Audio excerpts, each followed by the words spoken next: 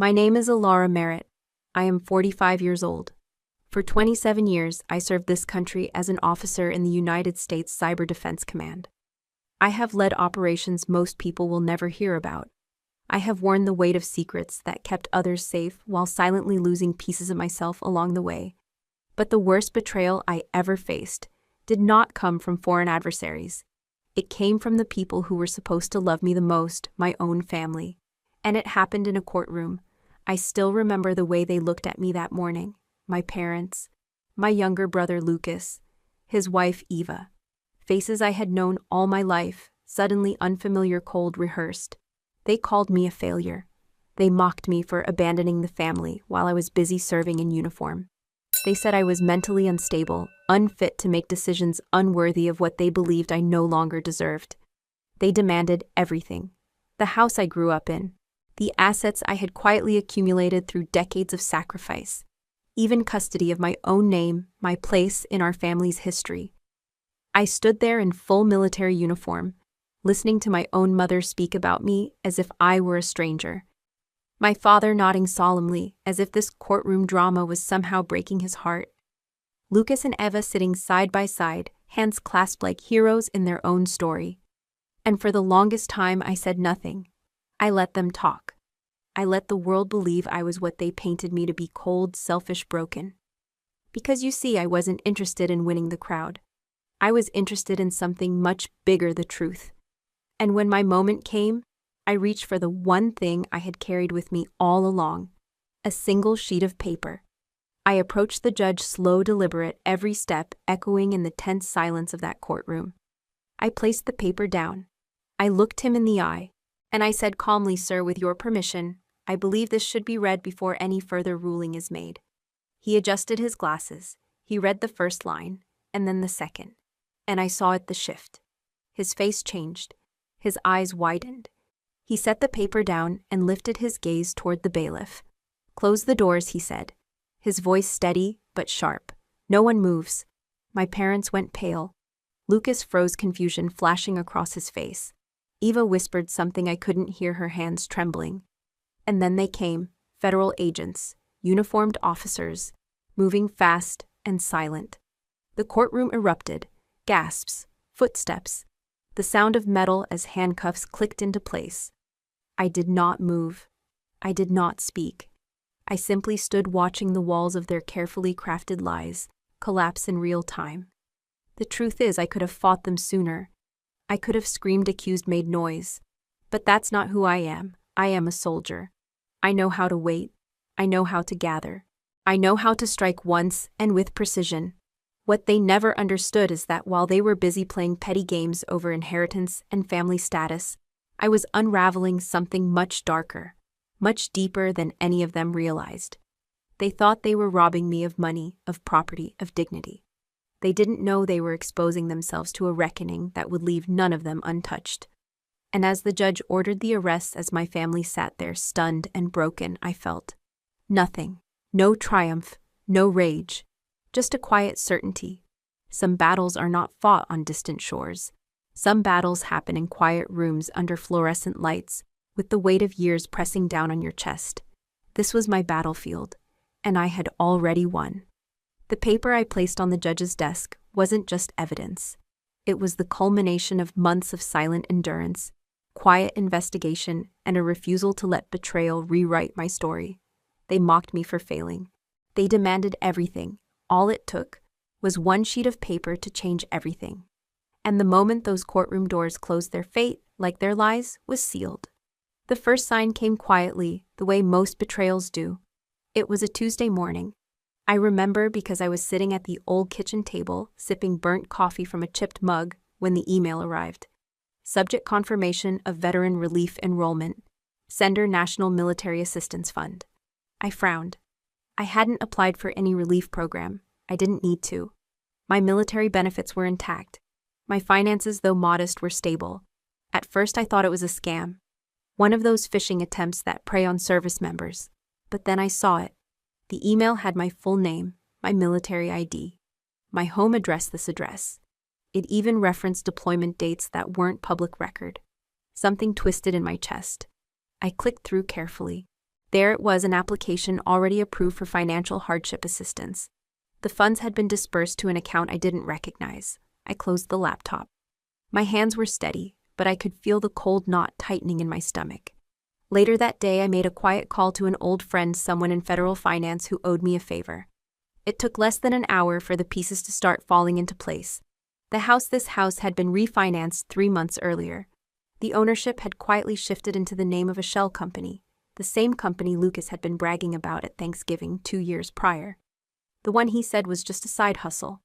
Except this side hustle now held the deed to my parents' home, the home I had helped pay off using combat pay from my 3rd tour. I sat alone in the guest room that night, the only space left that still felt like mine, and reviewed the documents one by one. The signatures, the timelines, the way my name vanished from official records like smoke. And then I noticed something else, small, almost insignificant. A photocopy of the latest transfer had a tiny blue smudge in the corner, just a trace, but familiar. Printer ink. Lucas used to have that same stain on his fingertips when he was a teenager, working part-time at a print shop. He hated how the ink clung no matter how much he scrubbed. The next morning, I found him in the living room, casually scrolling through his phone, Eva draped across his shoulder like some perfect suburban painting.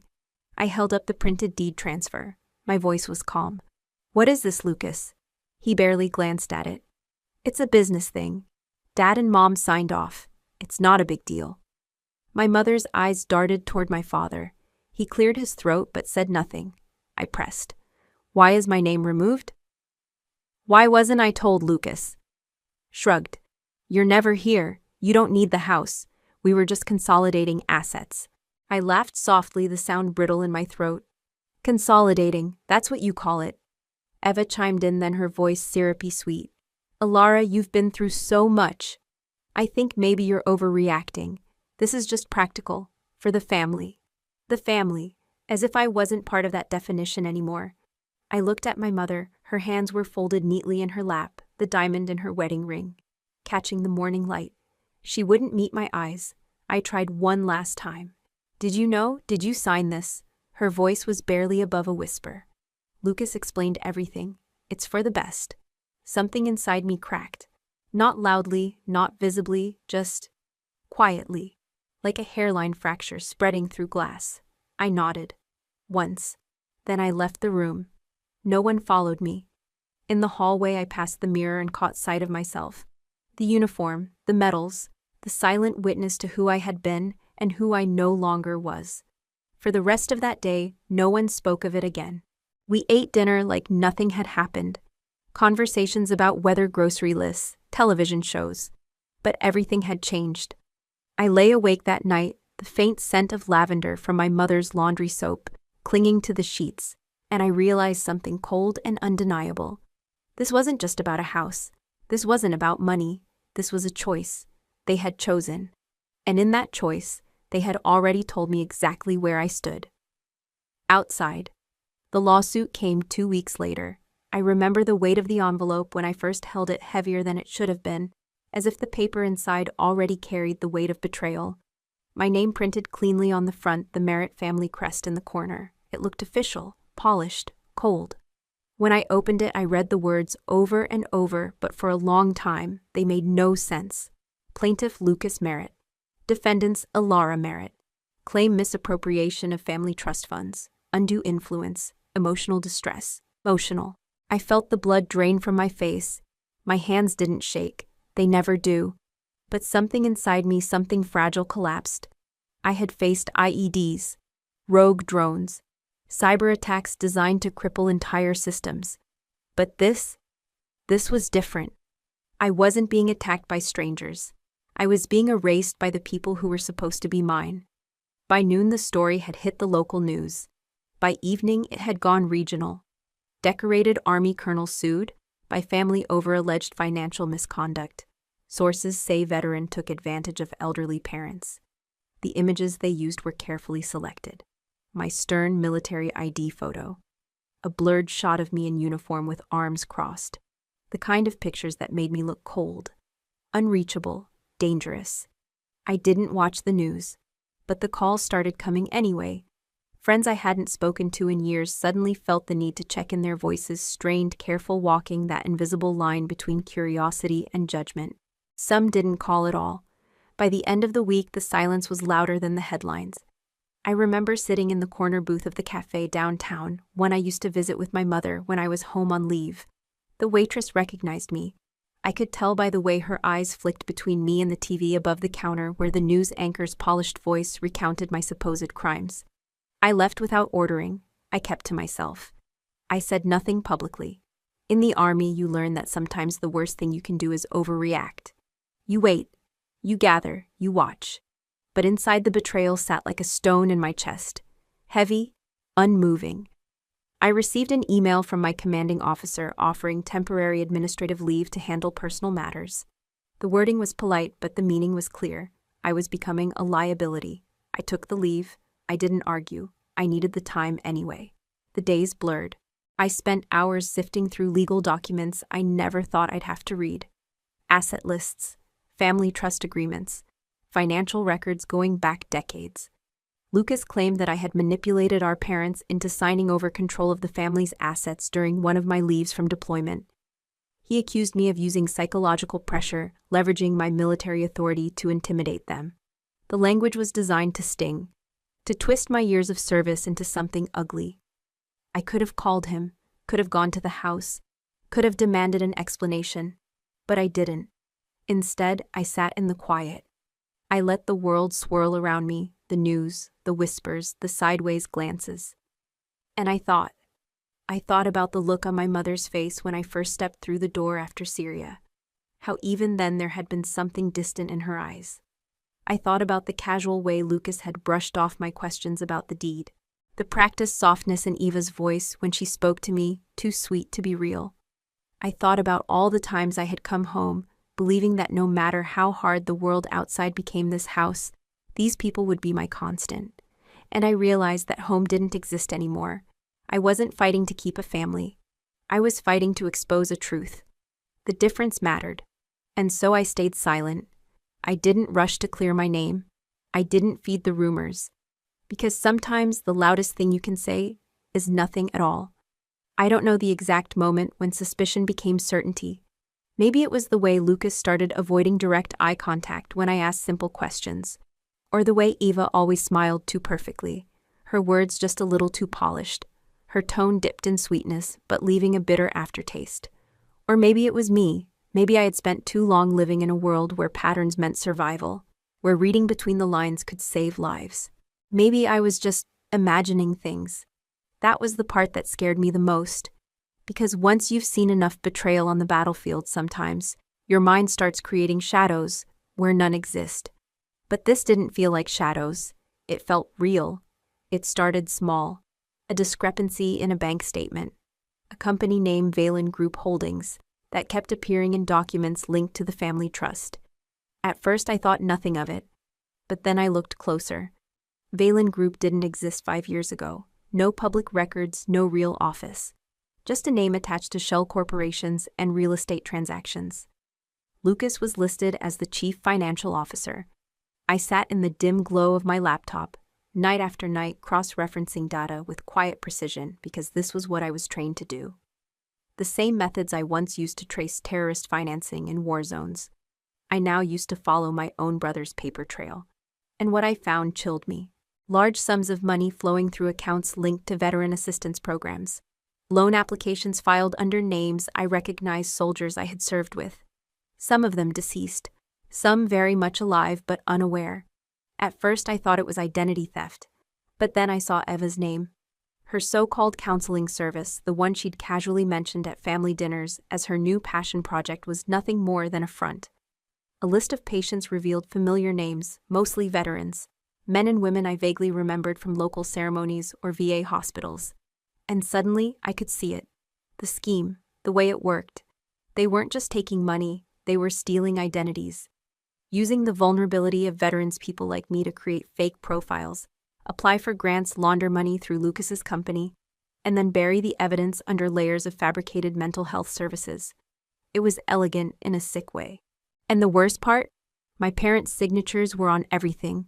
At first I thought it had to be a mistake. Maybe they didn't understand what they were signing.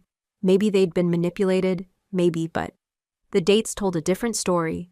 The transactions were too regular, the signatures too neat, the consistency too perfect to be accidental. I sat back in my chair, breathing shallow, the room closing in. For the first time, doubt crept in. Not just doubt about them, but about me. About my own mind. Was I reading too much into this? Had I become so paranoid from years of chasing enemies that I was inventing threats where none existed? I heard my mother's voice in my head, gentle, warn, the way she used to sound when I was a child, Alara. Not everything is a battle. Not everyone is out to get you. I closed my eyes, pressing my fingers to my temples. I wanted to believe that, desperately. But then I remembered the look on Lucas's face when I confronted him about the house. The emptiness, the calculation. And I remembered the ink stains. They had been sloppy once, careless, because they thought I wouldn't look, because they thought I couldn't see, but I saw now. And the more I uncovered, the more the pieces clicked into place. This wasn't a family dispute. This wasn't about money or inheritance or bruised pride. This was organized, methodical, criminal. And somewhere along the line, the people who once loved me had crossed a line they couldn't uncross. The problem was, I couldn't prove it, not yet. And somewhere deep down, that seed of doubt still twisted, whispering that maybe I had finally broken. Maybe I was chasing ghosts and shadows of my own making.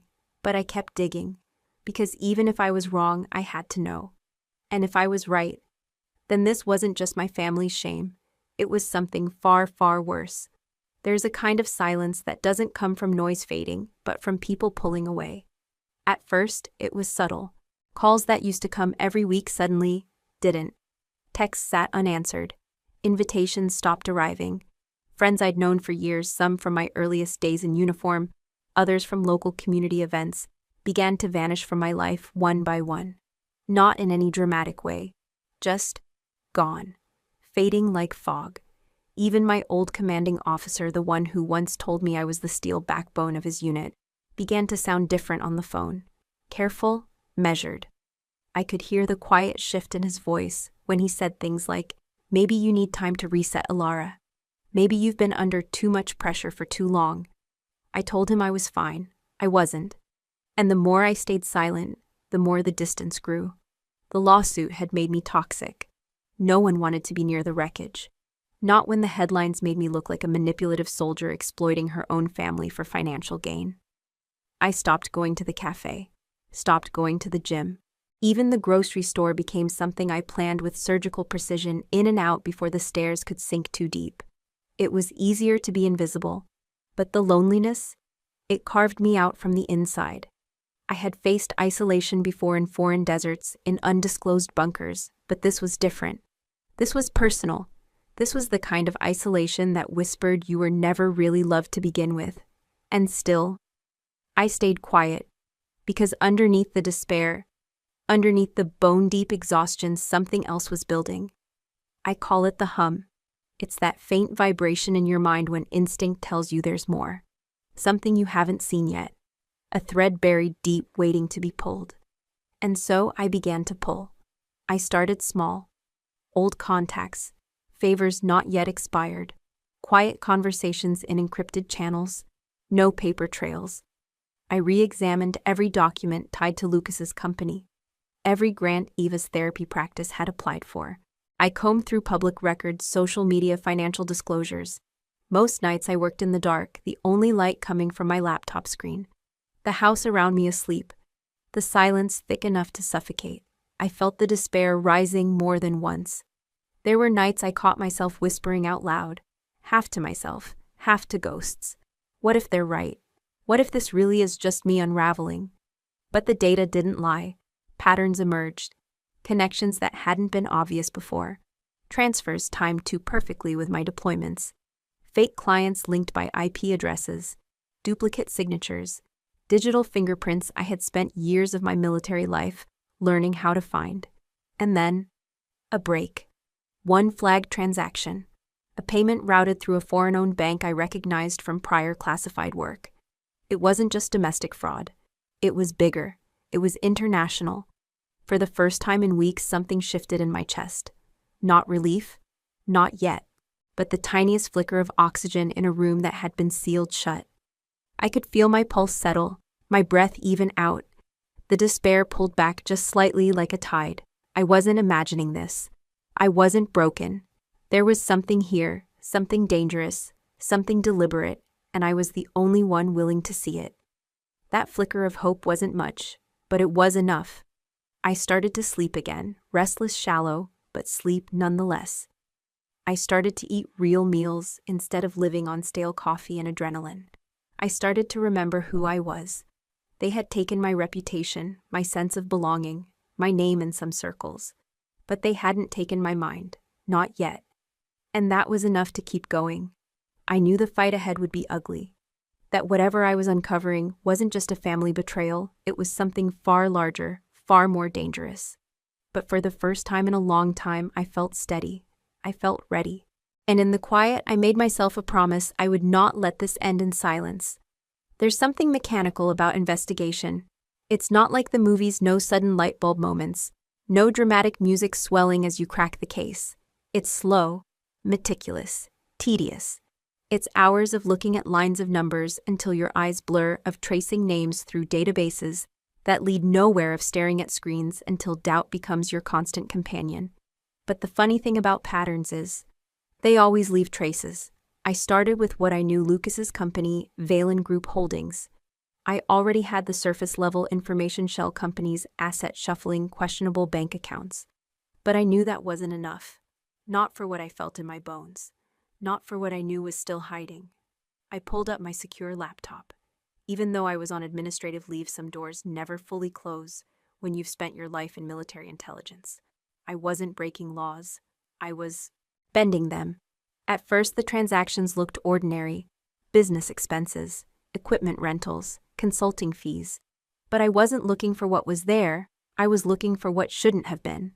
I set filters, looked for transfers just under mandatory reporting thresholds, flagged unusual currency exchanges, searched for offshore entities with registered addresses in tax havens.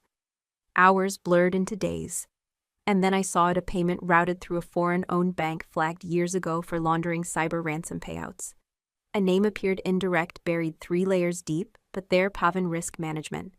I knew that name from briefings, from classified reports, from the kind of whispered conversations you only have behind closed doors. Pavan wasn't just some offshore consultancy. They were linked to industrial espionage, specifically targeting defense contractors, cyber infrastructure, and yes, military supply chains. My fingers hovered over the keyboard.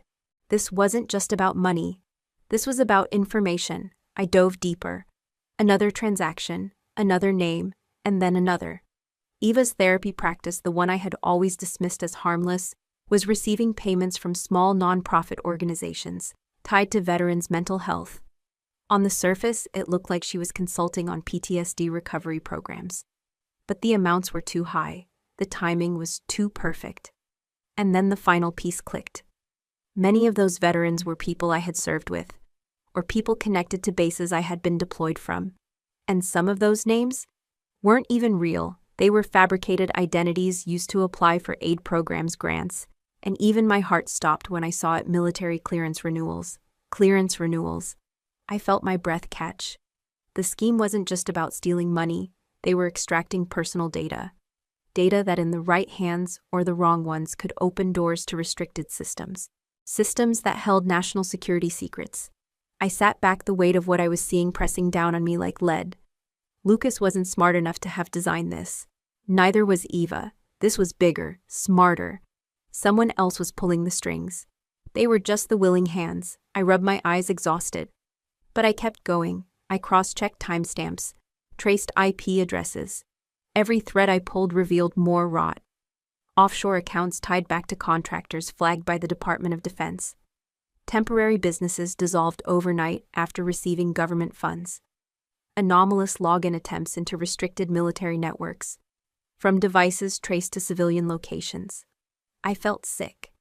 It was a latticework of greed and espionage so carefully constructed that had I not lived in this house, had I not known these faces, I never would have seen it. And they had used my name, my service record, my deployments, my reputation. Because who better to exploit than the soldier too distracted by battlefields abroad to see the war at home? For a moment my vision blurred, my hands trembled, but then I forced myself to breathe. This was the part they never show in stories, the moment when fear and rage collide so tightly you can't separate them. The moment when you understand that you've been used not just as a pawn, but as a shield. That everything you sacrificed was not only unappreciated, it was weaponized against you. I could have walked away. I could have turned it over to someone else, let someone higher up handle it, but I knew I wouldn't. I couldn't. I closed the laptop. My mind spun, but my pulse steadied. The fog of isolation, the bitterness of betrayal, it all crystallized into one singular thought: I was done being silent. They thought they could hide behind family ties, behind the illusion of normalcy, behind the legal walls they'd built to keep me boxed in. They were wrong.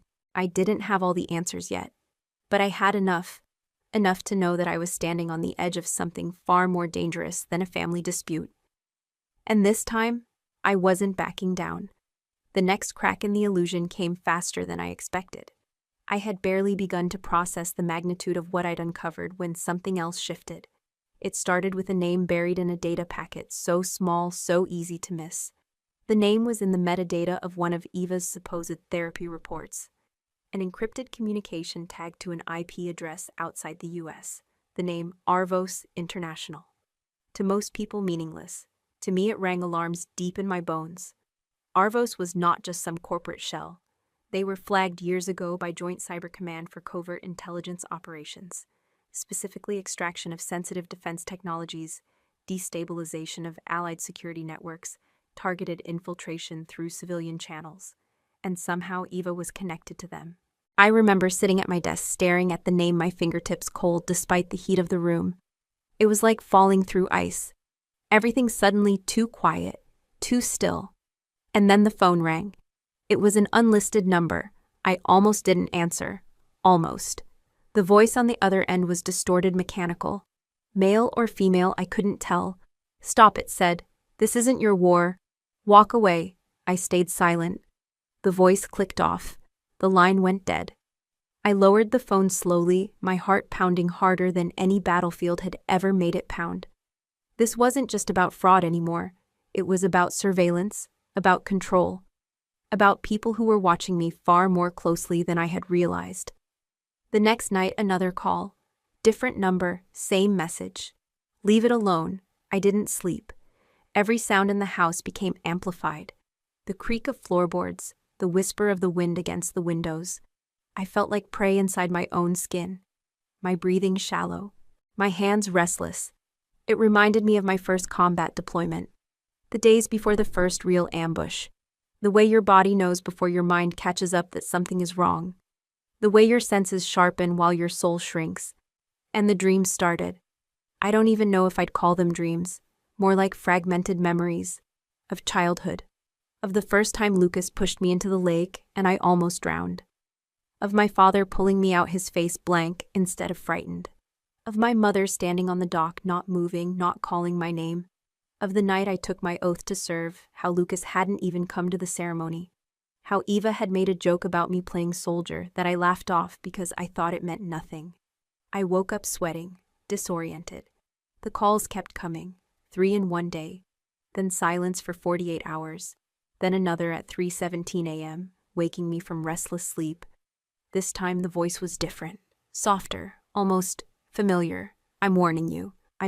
They're watching. You can't stop this." I sat up, heart slamming against my ribs. "Who are you?" I demanded, my voice hoarse, but the line had already gone cold. I checked the house, every window, every door. I don't know what I thought I'd find. And then I saw it, a small black car parked half a block away. Engine off, lights dead. But I could feel the weight of whoever sat inside it. I didn't call the police. I knew better. This wasn't petty harassment. This was deliberate. This was organized. I took my Glock from the safe, loaded it without thinking. The feel of it in my hands steadied me. Hours later, when dawn finally crept over the horizon, the car was gone. But something had shifted inside me. The fear? It wasn't crushing anymore. It was sharpening, clarifying. The worst kind of threat isn't the one that screams. It's the one that whispers. that seeps in until you can't tell what's real and what's imagined. I sat at the kitchen table, hands wrapped around a cold cup of coffee, and I made a decision.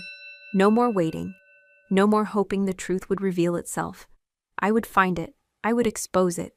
Whatever they thought they could do to silence me. They had underestimated the wrong woman. I spent the next 72 hours locked to my screens.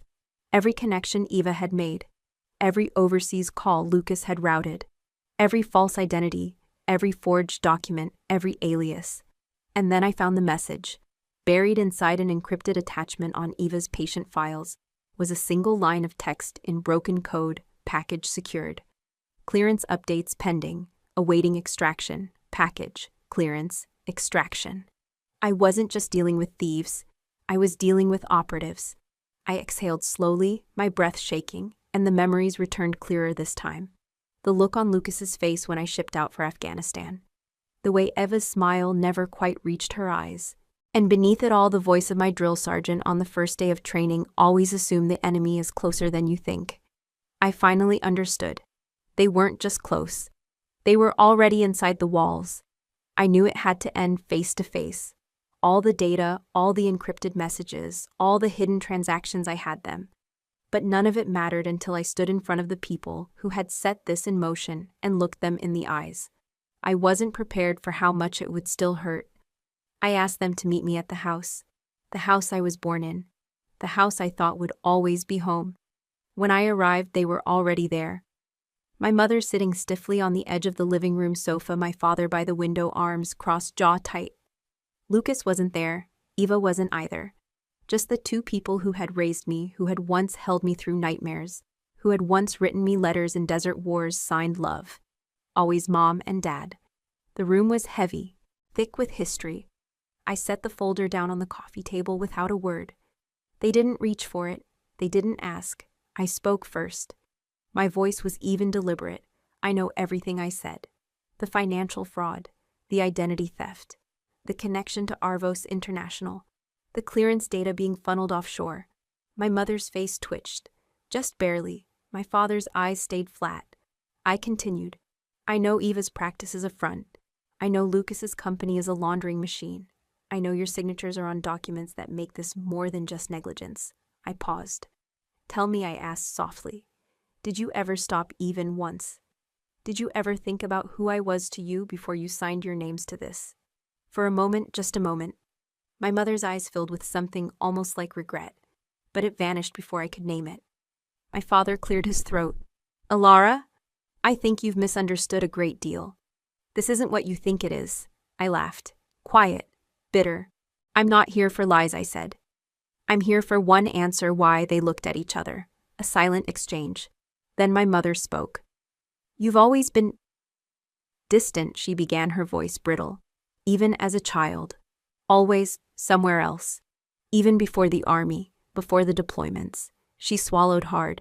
Lucas, he's here, he's family, he's present. He cares about the day-to-day, about us. I stared at her, disbelieving. Present, he's using you, using your names, using everything this family ever stood for. And you're calling that love? My voice cracked. I hated how much it cracked. My father stepped in. His words slow, deliberate. Family is complicated, he said. And sometimes, Alara, you have to choose the child who stays. It landed like a slap. I stood very still. The air in my lungs tasted sharp, metallic. I thought of the night Lucas left me stranded on the side of the road when I was 15. He took the car, drove off after a fight. I walked 5 miles home in the rain. I never told anyone. When he came back hours later, my mother called it just siblings being siblings. I thought of the day I shipped out for my first deployment, how no one came to the send-off ceremony except an old college friend. I thought of the birthday cards that stopped arriving after my 3rd tour, the Christmas dinners I missed that no one mentioned, and I realized something terrifying. I had been losing them for years. This wasn't sudden, it wasn't about money, it wasn't even about betrayal.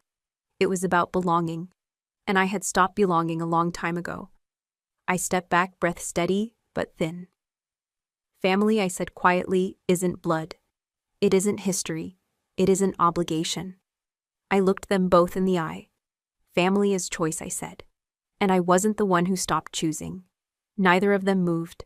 Neither of them spoke. The moment stretched thin, fragile, final. I exhaled. I will bring this to light, I told them. I don't need your permission. I don't need your blessing. I lifted the folder again, tucked it under my arm. I'll see you in court. I turned toward the door, heart pounding in my chest, every instinct screaming at me to keep walking, to not look back. But I stopped, just once, just long enough to say the words I didn't even know I'd been carrying. Family, I whispered, is what you fight for, not what you sell. And then I left. The door clicked softly behind me. Outside, the sky stretched endless and gray. The wind tugged at the edges of my coat. I felt the tears start. Hot, silent, unrelenting. But I kept walking, because whatever they thought they could take from me, they would never take my will to fight. Not again. I didn't sleep much after that night. There was no going back. No undoing what I'd said. No unseeing the truth I had uncovered. The court date was set. 2 weeks. 2 weeks to prepare for the battle of my life. Not against enemies on foreign soil, but against my own blood. And I knew I couldn't do it alone. That's when I called in the only kind of help I trusted. Off the books, off the record, and unflinchingly loyal. We called ourselves Shadowline. Not officially, of course. It wasn't a sanctioned unit. It wasn't even supposed to exist. Just a loose network of former intelligence operatives, cyber defense specialists, and human assets, whose lives, like mine, had been built in the shadows. I reached out to Anna first, old friend, former NSA. She answered on the first ring. Been waiting for this call, she said, her voice low. What do you need? Within 48 hours, she connected me to 2 others. Miles, a cybersecurity prodigy, with fingers in every digital vault from DC to Dubai. And Cole, ex-psych operations, a man who could read a human mind like an open map. We met in an abandoned cabin 3 hours outside the city. Neutral ground. No cell signals, no prying eyes. I laid it all out: the fraud, the laundering, the ties to Arvos International, the coded communications, the forged identities. They didn't flinch. Anna shook her head when I finished. This isn't small, she murmured. You know that, right? This is multi-layered. The kind of operation that doesn't just ruin lives, it gets people disappeared. I know, I said softly. That's why I can't stop. Miles pulled out his tablet. Within minutes, he was already cross-referencing data points, flagging anomalies. Cole scribbled patterns onto a legal pad, muttering to himself in that eerie, detached way he always had. For a moment, I let myself breathe. I wasn't alone anymore. And yet, the weight in my chest didn't ease. That night, back in the sterile quiet of my apartment, I sat by the window watching the streetlights flicker and drifted into memory. I was 9 years old again. Sitting on the front porch, watching my parents argue through the thin glass of the living room window. Lucas was inside, as always, the center of everything. I remembered the exact words my mother had said, even though I hadn't understood them then. Some children are easier to love. I had carried those words into every battlefield, every late-night mission, every moment when fear and doubt crept in. And somehow, even now, they came back to haunt me. I shook the memory off.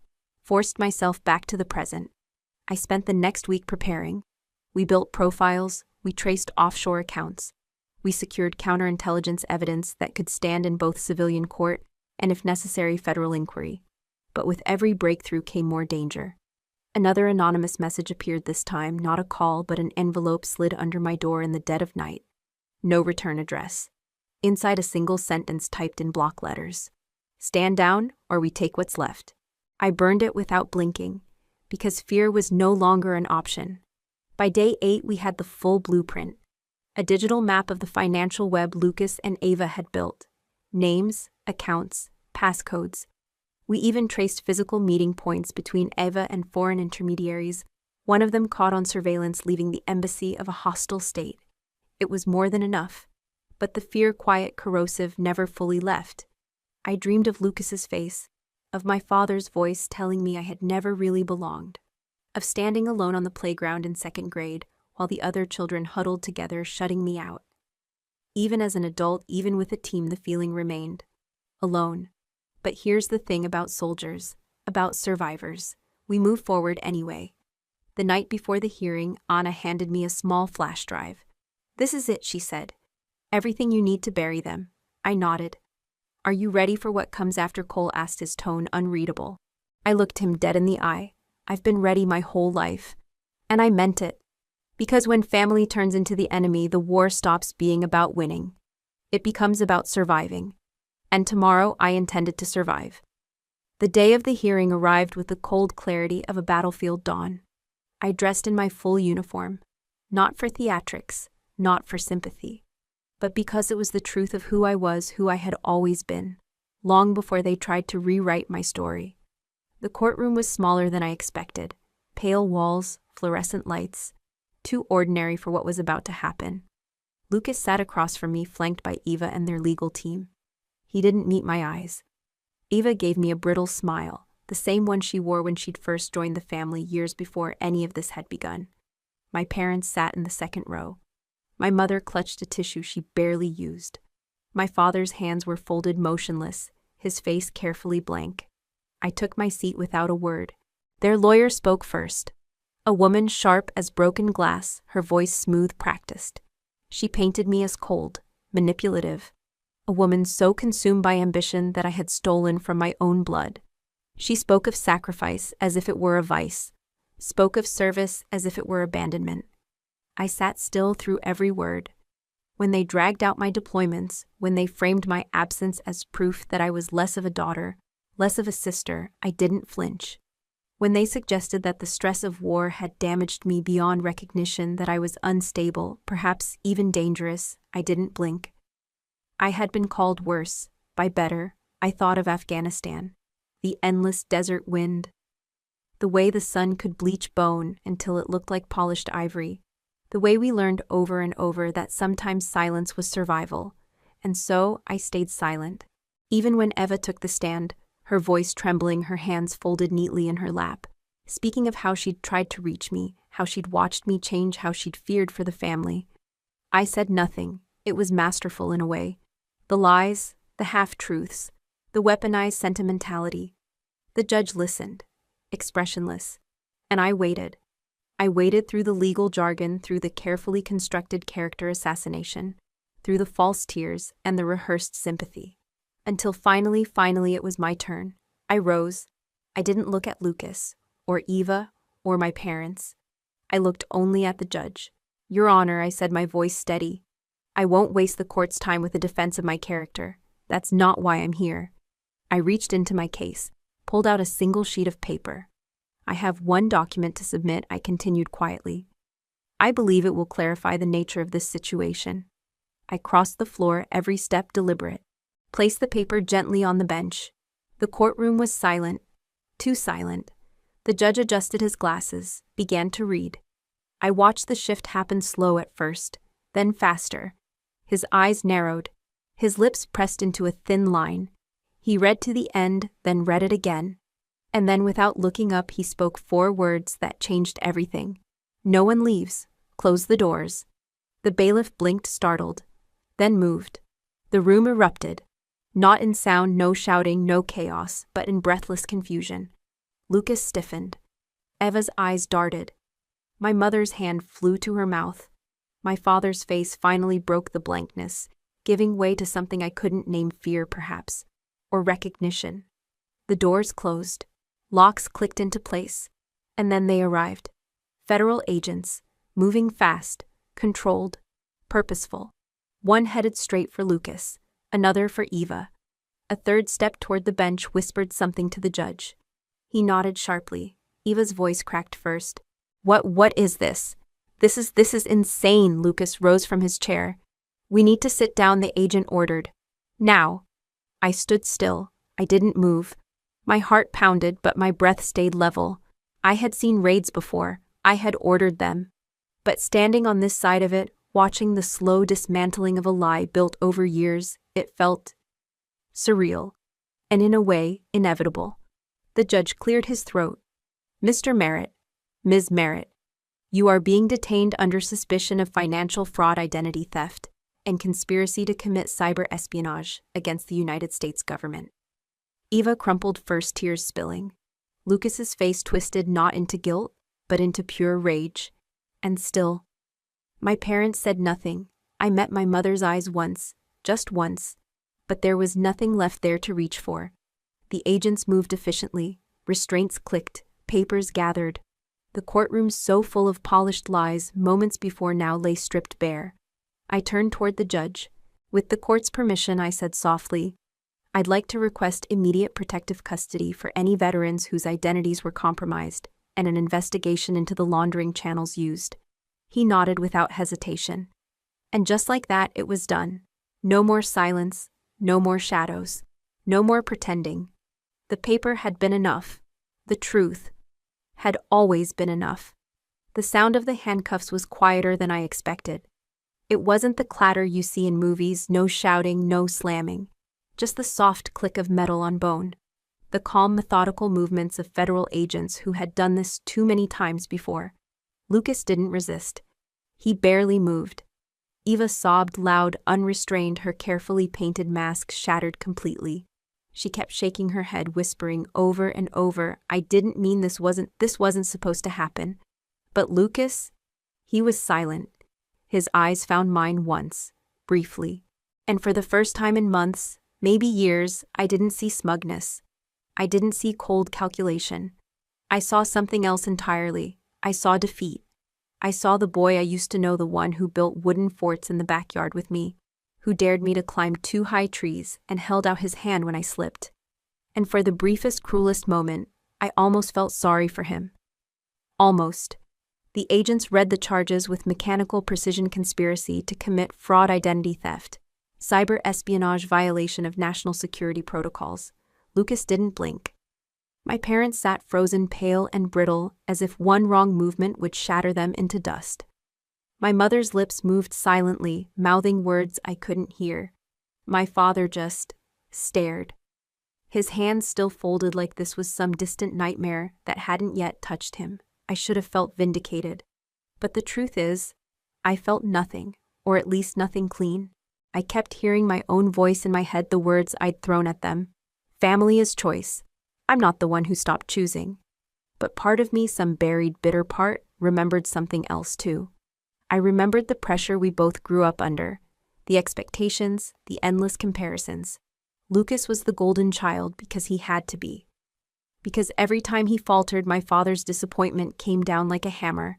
Because every time he failed, my mother's soft sighs cut deeper than any words. And me, I was the escape artist, the one who left. I remembered the night before my first deployment. Lucas drunk in the driveway, slurring something about how I got out while he was stuck with their dreams.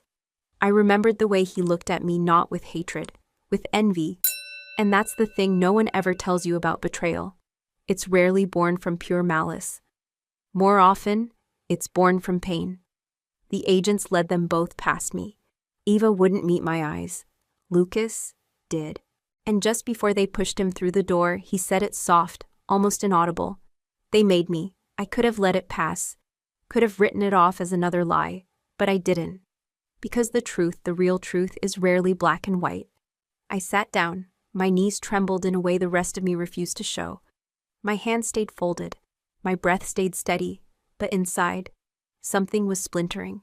The courtroom emptied slowly. My parents stayed seated, motionless. I don't know how long I sat there before I stood. I approached them carefully, like approaching wild animals. My mother's eyes were distant. My father's face was blank. For the first time, they looked old to me. Not cruel, not monstrous, just small, fragile. I spoke quietly. "You should go home." My mother blinked. A tear slipped free. She didn't wipe it away, and then she whispered something I'll never forget. We just wanted him to be someone." The words hit harder than any accusation. Because in that moment I understood. They had wanted Lucas to succeed because they had failed themselves. Because he was the vessel for all their dreams, the dreams they'd pinned too tightly, too selfishly. And when I left, when I became something they couldn't control, he was all they had left to shape. He broke. They broke him. I exhaled. Steady, controlled. But deep down, the weight of that realization carved a hollow in my chest I didn't know how to fill. I left them there. I didn't look back. Later, alone in my apartment, I sat by the window watching the lights blur into the night, and I thought of every mistake I had made. Every time I chose distance over closeness. Every time I buried myself in work and missions in walls built too high for anyone to climb. I thought about how Lucas wasn't the only one shaped by expectation.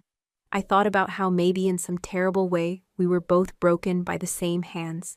And I knew I would carry that weight long after the case was closed.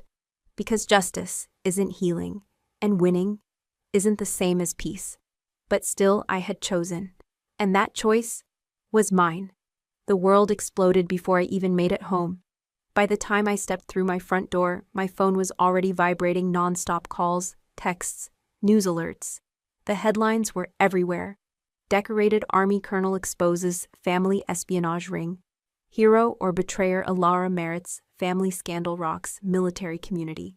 Family or country, the unthinkable choice of a soldier. My face was plastered across every screen. Photos pulled from deployment archives, old interviews, even grainy shots from the courtroom steps. The story wasn't just national, it was viral. And with it came the flood. Some people called me a hero. Messages poured in veterans, military wives, strangers who said I gave them hope, who said I proved that truth still mattered. But others painted me as the villain. Accused me of destroying my family for attention, for greed, for some twisted need to be right at any cost. Family is sacred, one commentator spat on a late-night talk show. What kind of person destroys their own blood like this? I watched it all in silence. I didn't respond. I didn't correct the narratives. I didn't explain. Because if there's one thing the military taught me, it's that silence is a kind of strength. Not every battle needs a reply. Not every shot needs to be answered. I sat alone on my couch phone, face-down television, on mute. The apartment felt too quiet, too still. And yet beneath the numbness, something pulsed. A low, steady rhythm I recognized from combat zones. The aftermath. The space where adrenaline fades, but the consequences linger. I thought of Lucas, of his face when the cuffs clicked shut. Of the words he whispered, "They made me." I thought of my mother's voice, small, broken. We just wanted him to be someone. I thought of the little girl I once was sitting on the porch in the dark, listening to the arguments inside, wondering why she always felt outside. The wave of public attention lifted me high, then pulled me low. One moment, strangers online called me a symbol of integrity. The next, anonymous messages accused me of betrayal, of cruelty, of being less than human. I could feel myself slipping between the cracks, rising, falling, rising again. And then I remembered something my old CO told me during my first deployment, when everything felt too big, too overwhelming to survive. "Hold the line," he said. "Even when the ground shifts. Even when the noise is deafening. Hold the line." So I did. I turned off the TV. I shut down the news feeds. I made tea, simple, steady. And I reminded myself I didn't do this for applause. I didn't do it for punishment. I did it because it was right. Because silence isn't just the absence of noise. Sometimes silence is survival. The controversy ignited faster than I expected. The news broke within hours. Lucas and Eva in federal custody. Multiple charges pending, but my parents, untouched. The official statement was clinical. Due to advanced age and underlying health conditions, Mr. and Mrs. Merritt are not currently facing prosecution. But the public didn't care about the legal jargon.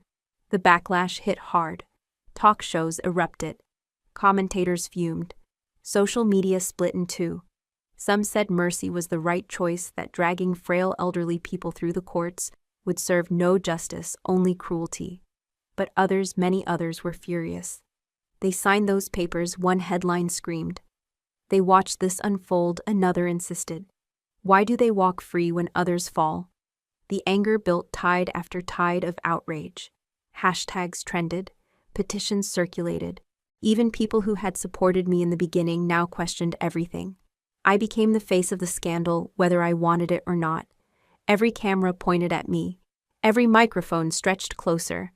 "What do you have to say about your parents, Colonel Merritt? Do you believe justice was served? Did you push for leniency?" I said nothing. Not once. Not to any of them. The night after the news broke, I stood alone on my balcony, phone, dark in my pocket, and I listened to the city breathe beneath me. I thought of my parents. sitting in the same living room where so much of this had begun.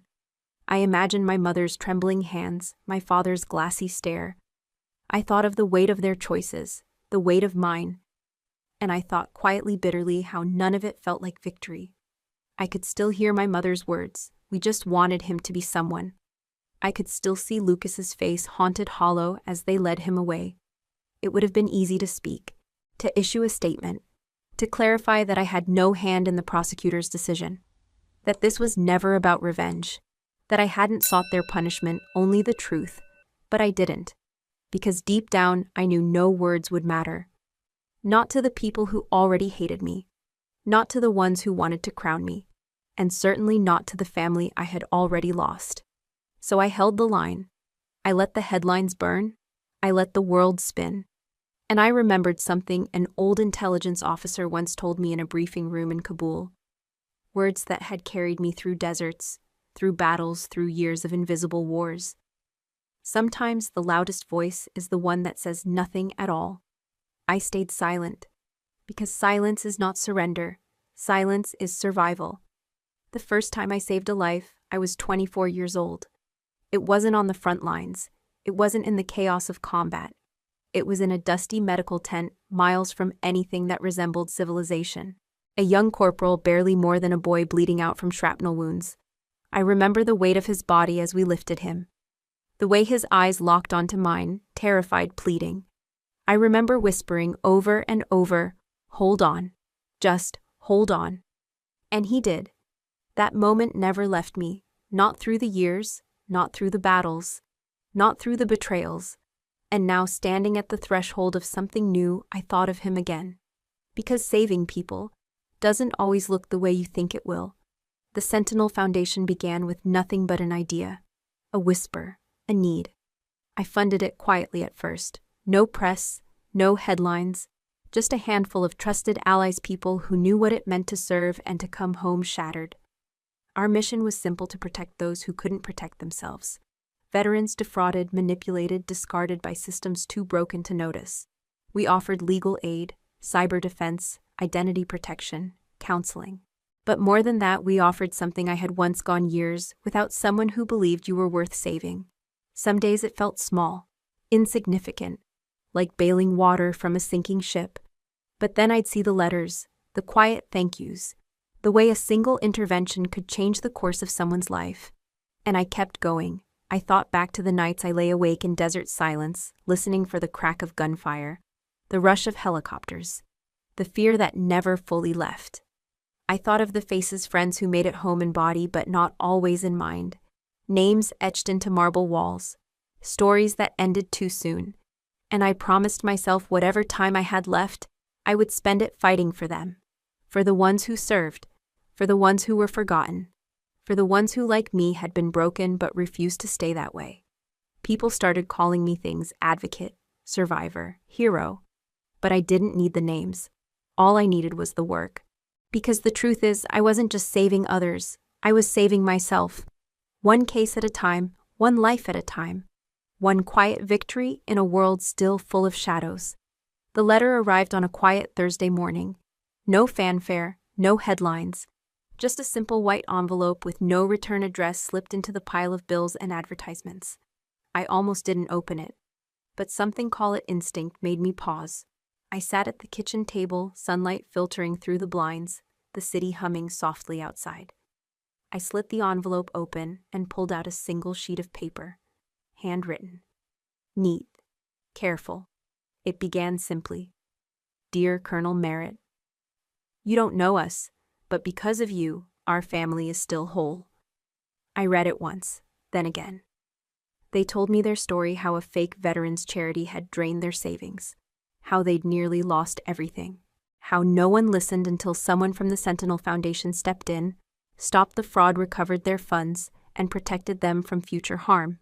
They wrote about fear, about shame, about the silent weight of being deceived and left behind.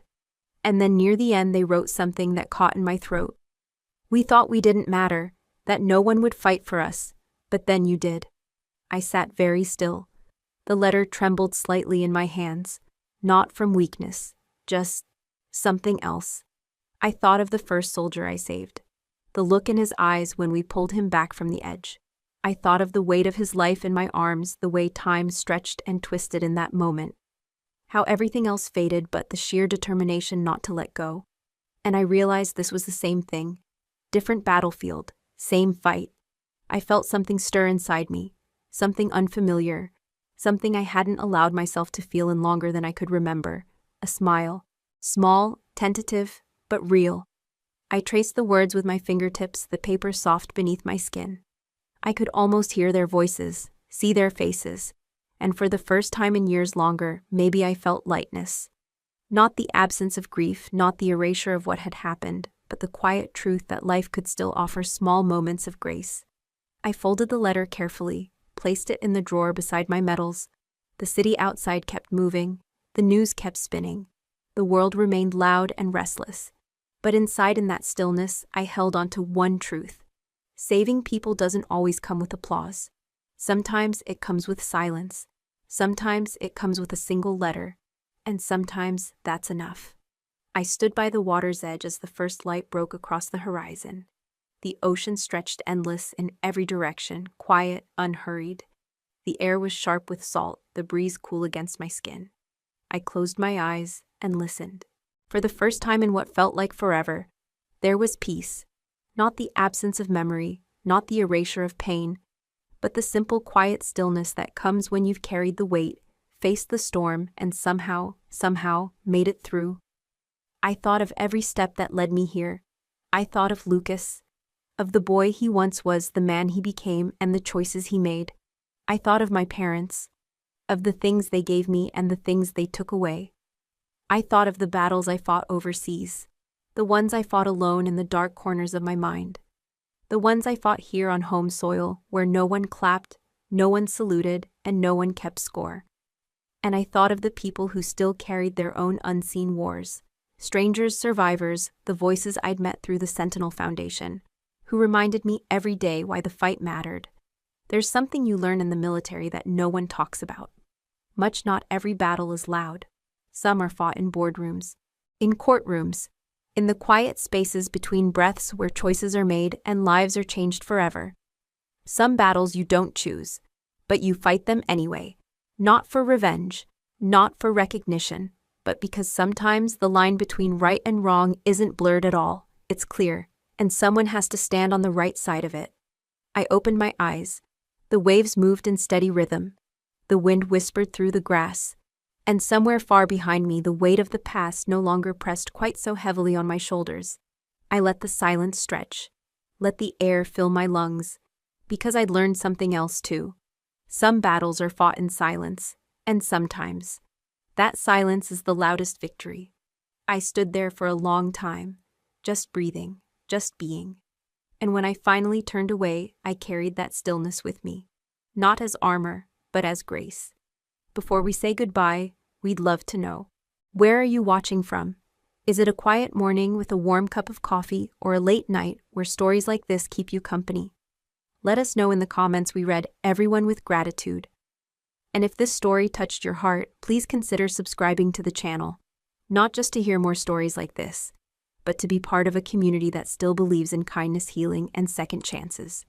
Thank you for spending your time with us today. Wherever you are, we hope you carry this story with you. And remember, sometimes the miracle doesn't knock on your door. It waits quietly until you're ready to open your heart. Take care, and we'll see you in the next story.